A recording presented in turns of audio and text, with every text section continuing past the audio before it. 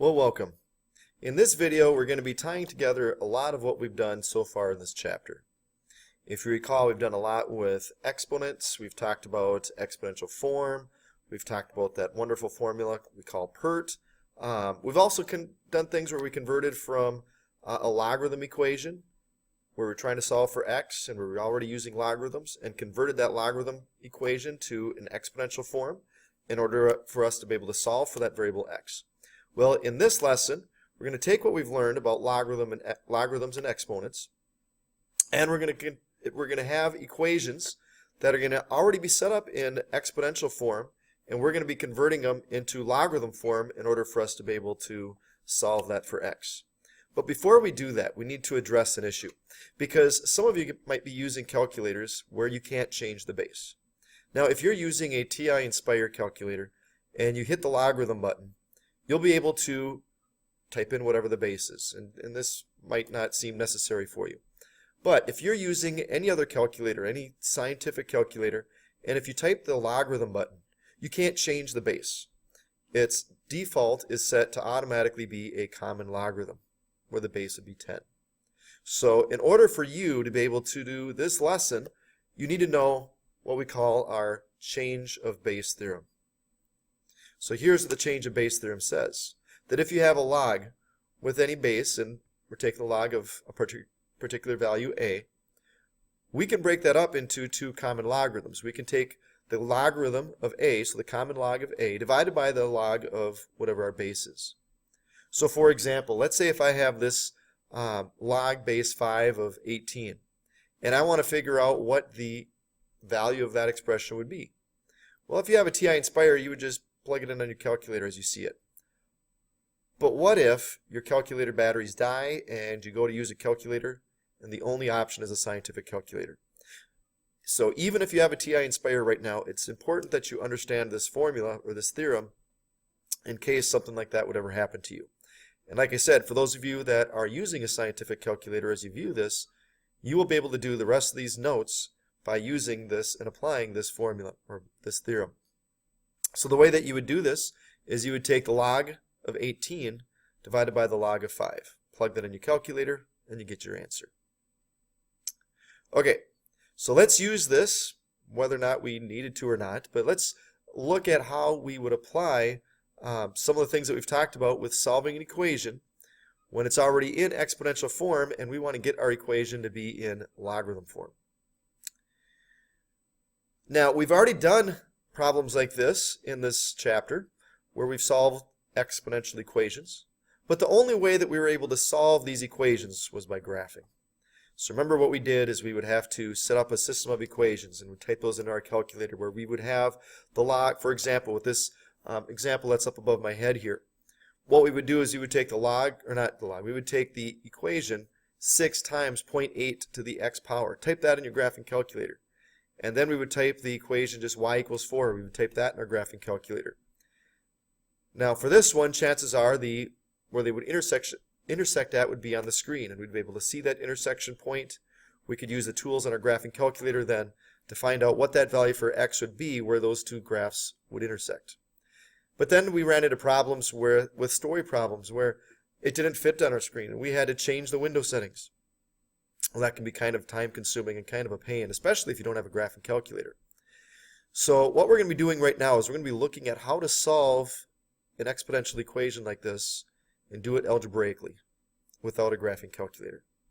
It's a pretty simple process. We're going to follow the 3 steps that are here. The first step is going to be to get the base by itself. So remember, the base is the number or variable that's sitting on the ground, your exponent's up in the air.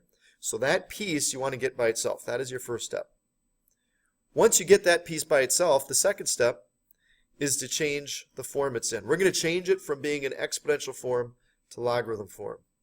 And you'll want to remember the parts of a logarithm in order to do that. And if you don't remember, you'll want to go back to a previous video to see what those parts of a logarithm are so you can convert from exponential form to logarithm form. And once you have it in logarithm form, we're just going to solve for x, which will require us to use our calculators. Let's look at some examples. Let's look at this first example here. We have 4 equals 6 times 0.8 to the x power. So remember my first step. My first step is to get the base by itself. Well, what is the base? The base is that 0.8 to the x power. And I would encourage you guys to, when you're doing these problems at first, go ahead and put a box around that base with a variable. It's just nice to have a visual so we can see what exactly it is that we need to get by itself. Okay, so I can see here that if I want to get that 0.8 to the x power, if I want to get that by itself, I'm going to have to divide both sides by 6. Well, when I do that, 6 divided by 4 gives me 2/3 basically, or 0.6 repeating. If you want to round it 0.667, that's fine. So now I'm stuck. I have a base 0.8 to the x power equals 0.667. There is no way for me to solve this outside of doing graphing or using logarithms. Don't do anything weird like divide both sides by 0.8. That just does not work. You will get the wrong answer, so please do not do that.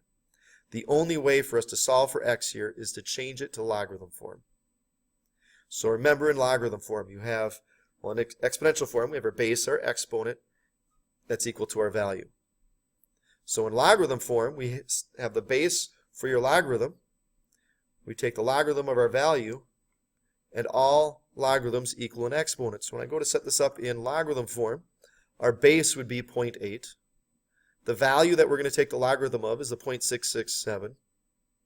And it's going to equal our exponent, which is x. Now, at this point, some of you guys will be able to just type this in on your calculator as you see it.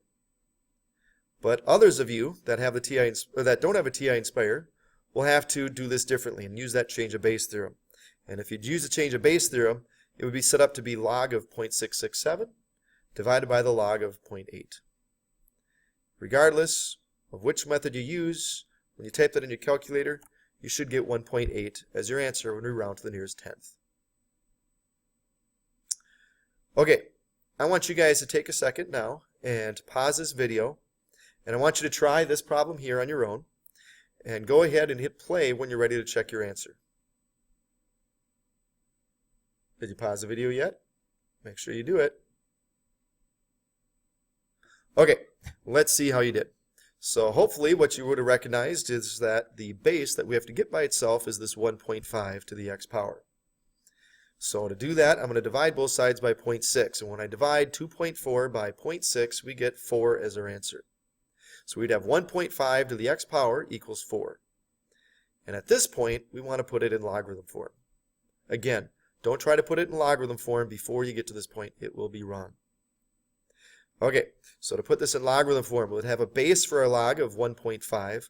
Our value for our log is the 4. And that's going to equal our exponent, which is just x. And when you put that on your calculator, again, you could use your scientific calculator and use the change of base theorem. And otherwise, you should get an answer of 3.4. Okay, not so hard when we look at equations, but let's look at some story problems now.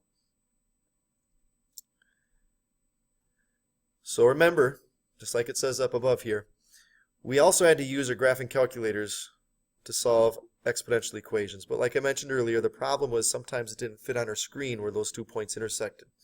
So this method of solving algebraically is going to be a lot easier for some of these problems. So these problems are actually ones you've already seen before. We've done these in the previous lessons. But I want you to see how we would do these now by solving them algebraically as opposed to graphically. So let's look at this first example together. It says, suppose a new piano costs $8,500 and depreciates 6% each year. So remember, if it's depreciating, we're losing that value every year. We want to write an equation that gives the piano's value when it is t years old. So this kind of problem would be an exponential equation. So again, you have to remember a lot of the stuff that we've talked about in this chapter.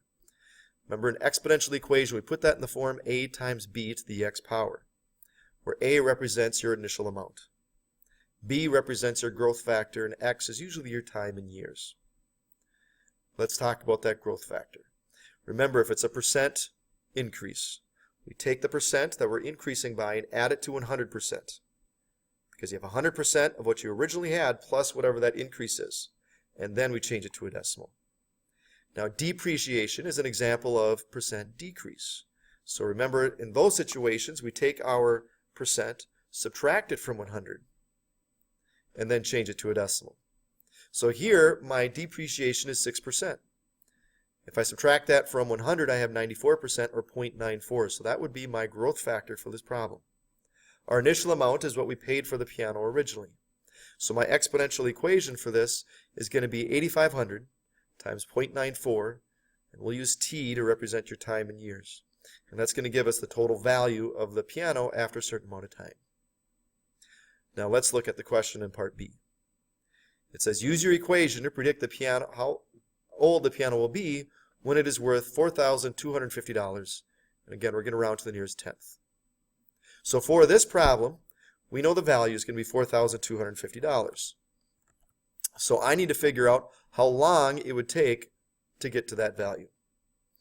So again, I want to follow those three steps. The first step is to get the base by itself. My base in this problem is the 0.94 to the t power. So I'm going to get the 0.94 to the t power by itself. So in order to do that, I'm going to divide both sides by 8,500, which results in 0.5. So now I have the base by itself, so I want to change the form it's in. I want to get this exponential equation and translate it into logarithm form. So I would set that up to be my log. My base would be 0.94. The value I'd take the log of is that 0.5. And again, all logarithms equal exponents, so it's going to equal t. And if you plug this in your calculator, whether, again, use the change of base theorem if you're using a scientific calculator, otherwise TI Inspired, just plug it in as you see it, and you get your answer of 11.2 years. Not too difficult. Part of it is just setting it up as an equation. Now, I want you guys to try this next example on your own. So with this one, again, you're going to have to set it up as an exponential equation. Y equals a times b to the x power. Where this one, we're dealing with bacteria. And it's saying a certain type of bacteria doubles in population every hour. Suppose an experiment began with 300 of these bacteria. We want to write an equation that gives the number of bacteria after h hours. That's your goal. So why don't you guys start with that, see if you can't figure out what the equation would be, and then once you get that equation, answer part B to figure out how many hours it would take for that bacteria to grow to be 10,000 bacteria. So again, pause the video and hit play when you're ready to check to see if you have the correct answers. Pause yet? Make sure you do it.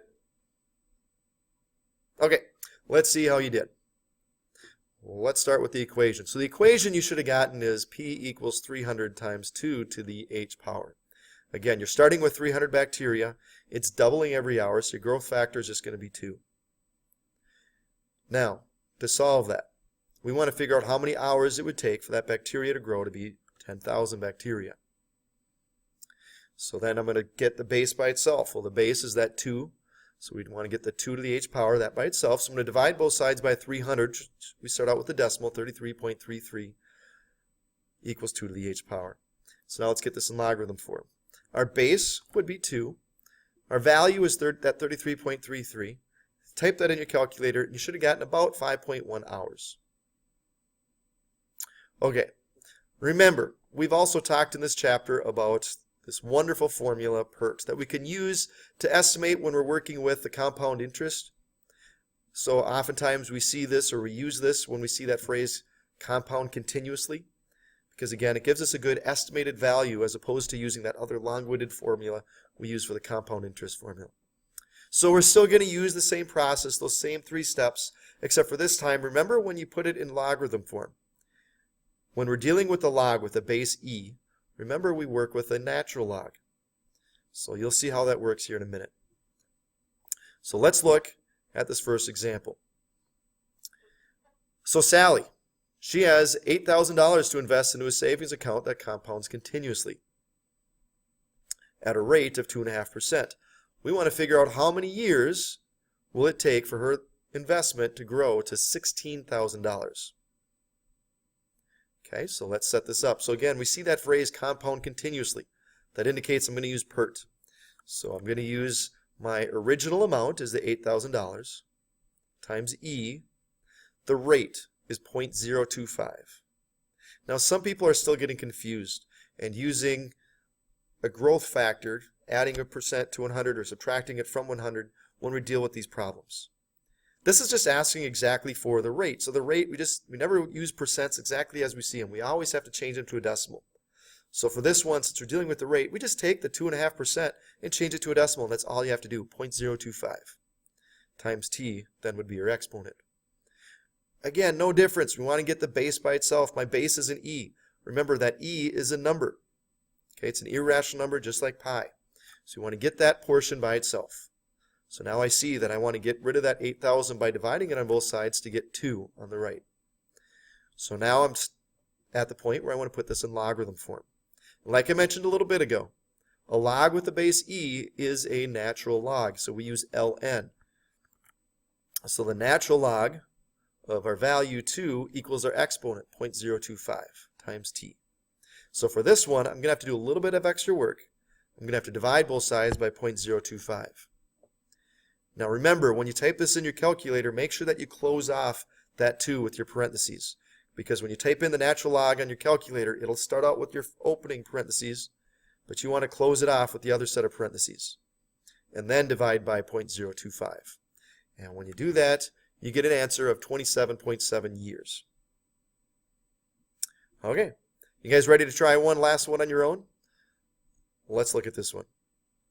It says if Sally's investing the same amount into a bank that pays, that compounds continuously, but wants the investment to grow to $16,000 in 15 years, what rate does she need to invest it at? Okay, so you're still going to use PERT, except for this time you're trying to find R. So just a side note before you try this on your own, when you get that value for R, you're going to have a decimal, and you're just going to want to change that back into a percent. So why don't you guys try this one on your own. Make sure to pause the video, hit play when you're ready to check your answer. Okay, you ready to see how you did? Let's see if you got this correct. So let's start out with our equation. So the initial amount again is $8,000 times E. This time I'm trying to figure out what rate would I need to have to get to $16,000 in 15 years. So my time is 15. So again, just like we did in the previous problem, we want to get the base by itself. So I'm going to divide both sides by 8,000 to get 2 again on the right side. So now to put this in log form, since our base is e, we're going to use a natural log of 2 again. Equals our exponent of 15r. So at this point, I would divide both sides by 15, and we would get our final answer of 0.0462. Now, when you go to change that as a percent, you're going to get your final answer, which is 4.62%. So hopefully you understood, or hopefully you got that correct answer. And hopefully you understood how to do this lesson. Hopefully it's a lot easier now to convert from exponential form to logarithm form to be able to solve these equations. So good luck now as you work on your assignment.